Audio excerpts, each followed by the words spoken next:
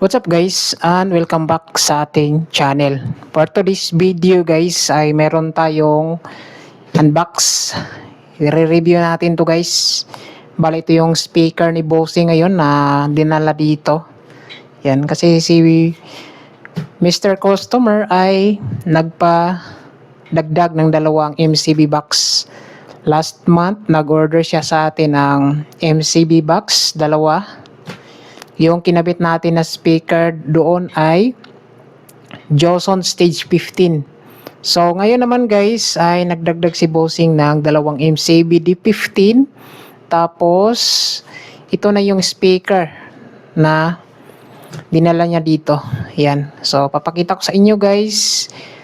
Si-share natin itong klase na speaker para naman meron kay idea sa mga speaker kung ano yung okay gamitin sa mga MCB box. Ayan. So samahan niyo ko guys and let's go. So ito na po guys yung dalawang speaker na dinala dito ni Bossing. Ayan, ito yung kakabit natin sa kaniyang MCB box na order kapag natapos na natin. Ayan. So malapit na matapos yung box ni Bossing.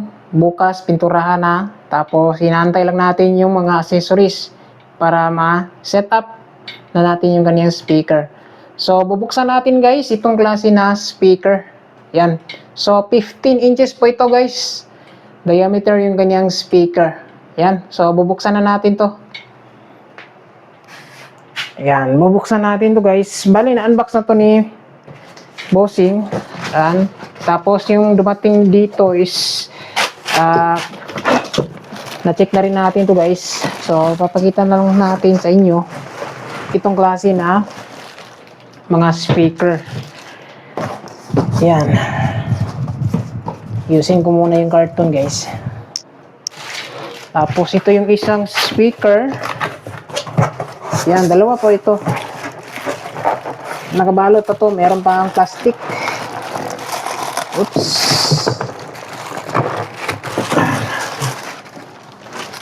Itabi muna natin yung mga carton mga guys. So, naka-plastic pa po siya. Yan.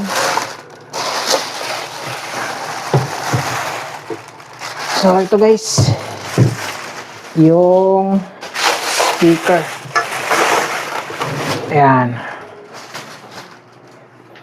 So, ito na po guys. 15 inches po ito yung kaniyang diameter. Oh. Bagong-bago. So, itong speaker guys ay subwoofer. Pwede po ito ilagay sa MCB box. Nasubukan na natin to sa mga last order ng ating mga customer. Nilagay natin sa halimaw. Nilagay natin sa turbo box. Pwede po ito. Itong klase na speaker. Yan. Bali yung brand nito guys ay papakita natin. Oops, baliktad.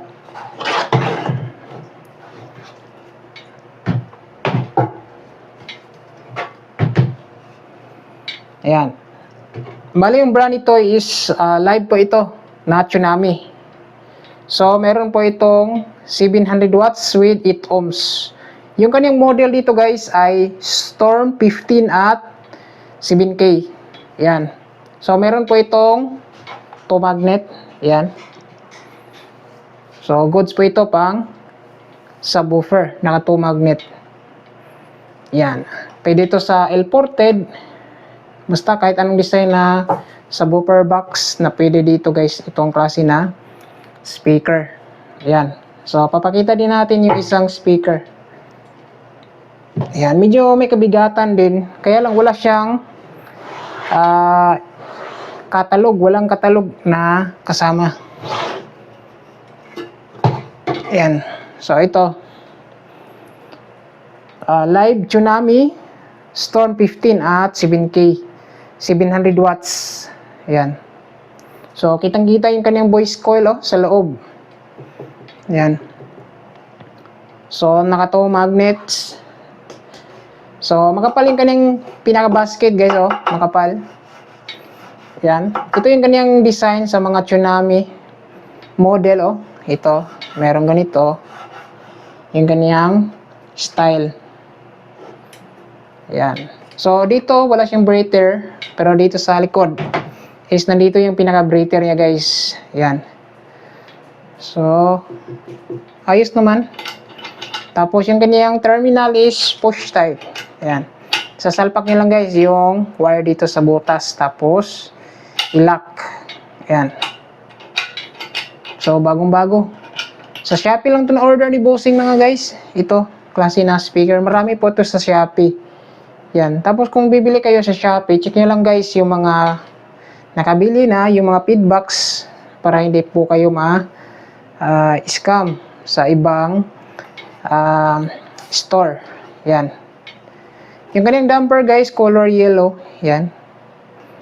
Yan o. Okay naman yung pandikit. Lalong-lalo na sa mga live speaker. Ayan. Sarap niya guys, oh. Suabe, oh.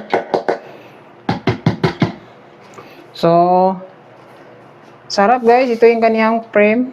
Yan. Okay naman. Merong rubber dito sa siding niya. Tapos, yung kaniyang edge is merong 2 roll. Ayan.